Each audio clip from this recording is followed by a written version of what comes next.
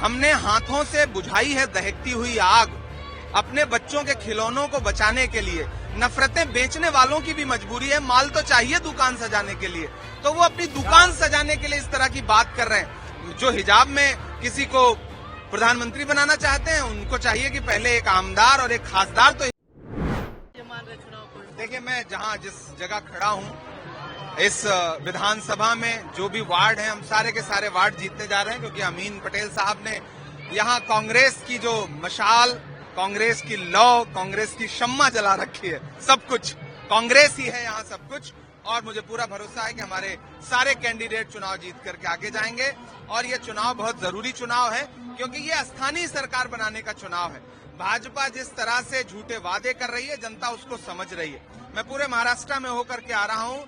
इतने दिन की ही भाजपा की सरकार में जनता का भरोसा टूट चुका है, तो मुझे पूरा भरोसा है कि आने वाले दिनों में यहाँ पर जो सरकार बनेगी स्थानीय बीएमसी में, वो बिना कांग्रेस पार्टी के नहीं बनेगी। आप ये दावा कर रहे हैं, लेकिन कई पार्टीज हैं जो बड़ी भी है, छोटी भी है, दावा कर रहे हैं कि उसमें राजनीति में लेकर के जात पात लेकर आ रहे हैं। कहते हैं कोई हिजाब पहनने वाला मेयर बनेगा, कोई नहीं। आप एक सिंपल बात देखो, हमारे यहाँ तो सब है। हमारे यहाँ आपको घूंघट वाले भी दिख जाएंगे, हिजाब वाले भी दिख जाएंगे, हिंदू, मुसलमान, सिख, ईसाई।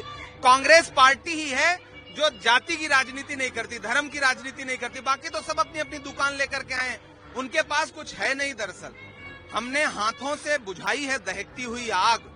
अपने बच्चों के खिलौनों को बचाने के लिए नफरतें बेचने वालों की भी मजबूरी है, माल तो चाहिए दुकान सजाने के लिए, तो वो अपनी दुकान सजाने के लिए इस तरह की बात कर रहे हैं। जो हिजाब में किसी को प्रधानमंत्री बनाना चाहते हैं, उनको चाहिए कि पहले एक आमदार और एक खासदार तो हिजाब वाली बना लें, उसके बाद प्रधानमंत्री बना लेंगे।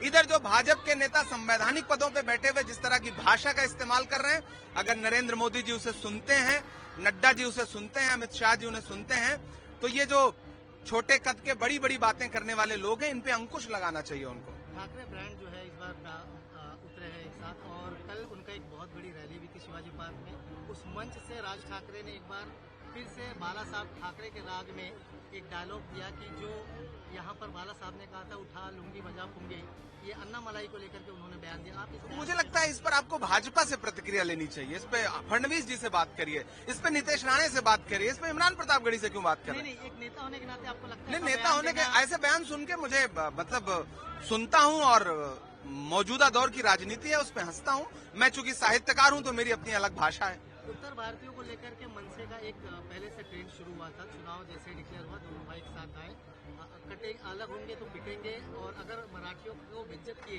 तो भी पिटेंगे, भले साथ। देखिए, कांग्रेस पार्टी का पहले दिन से पुरानी राजनीति के हिसाब से आज तक एक स्टैंड है। हमारे लिए धर्म, जाति, प्रांत, भाषा, हमारे लिए पूरा भारत एक है। कांग्रेस पार्टी राष्ट्रीय पार्टी है। कांग्रेस पार्टी इस देश को संविधान देने वाली, लोकतंत्र देने वाली, आजाद करवाने वाली पार्टी। हमारे लिए सब बराबर हैं, और हम सबकी बराबरी की बात करते हैं। हमारे लिए किसी भी प्रदेश का, किसी भी भाषा का, किसी भी जाति का, किसी भी धर्म का, हर व्यक्ति हमारे लिए समान है। एक आखिरी सवाल, क्या आंकड़ा आप देख रहे हैं बीएमसी में? देखिए, आंकड़े निकालने का काम पत्रकारों का है। आप लोग अपना काम कर नहीं रहे हैं। दरअसल आप लोग ईमानदारी से अपना काम करिए। हम जनता के बीच में जाके अपील कर रहे हैं। हमारे आमदार हमारे साथ हैं, मैं खासदार हूं, हमारे जो प्रत्याशी हैं वो साथ हैं, हम इनके साथ हैं। बाईं तरफ आमदार खड़ा है, दाईं तरफ खासदार खड़ा है, और हमें पूरा भरोसा है कि हमारे नगर सेवक चुन के आएंगे।